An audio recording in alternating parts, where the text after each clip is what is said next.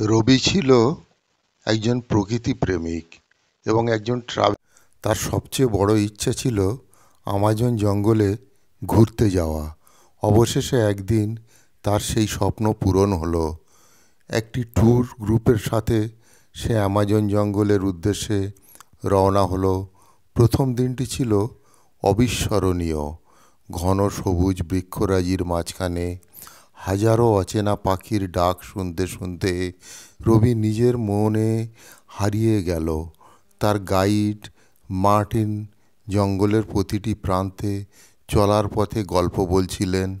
Martin বললেন, এই জঙ্গল মানুষের মতোই।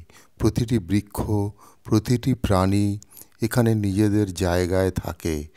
রবি মুগ্ধ হয়ে শুনছিল। হাঁটতে হাঁটতে তারা এসে পৌঁছল একটি বিশাল গাছের নিচে। গাছটির নাম ছিল কপক গাছ। মার্টিন বলল, এই গাছটি শতাব্দী প্রাচীন। এর চারপাশে বহু প্রাণীর বাস।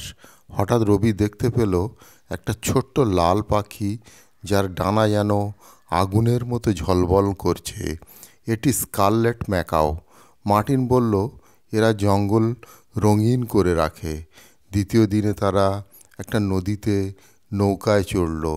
নদীর জল ছিল স্বচ্ছ এবং তলদেশ সাদা বালি চোখে পড়ছিল। তার একটা জায়গায় থেমে জলে নেমে স্নান করল।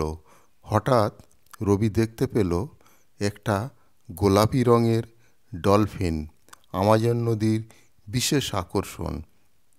বোটো ডলফিন। মার্কিন ব্যাখ্যা করলেন, তৃতীয় দিন রাতের বেলায় তারা জঙ্গলের মধ্যে ক্যাম্প করল। রাতে জঙ্গলের শব্দ ছিল অদ্ভুত ও রহস্যময়। রবি শুয়ে শুয়ে সেই শব্দ শুনছিলেন এবং ভাবছিলেন, কত না অদ্ভুত এই পৃথিবী। হঠাৎ সে দেখতে পেল একটা জোনাকি পোকা, যার আলো অন্ধকারকে দূরে সরিয়ে দিচ্ছিল। রবি মুগ্ধ হয়ে তাকিয়ে রইল সেই আলোর দিকে। আমাজন জঙ্গলের সেই কয়েকটি দিন রবির জীবনে এক নতুন দিগন্তের দ্বার খুলে দিল। সে অনুভব করল, প্রকৃতির সান্নিধ্যে মানুষ নতুন করে জীবনকে বুঝতে শেখে। জঙ্গল থেকে ফিরে আসার পর রবি সবসময় মনে মনে সেই অভিজ্ঞতাগুলোকে আঁকড়ে ধরে রাখত। আমাজন জঙ্গলের সেই অভিজ্ঞতা তাকে এক নতুন দৃষ্টিভঙ্গিতে জীবন দেখতে শিখিয়েছিল।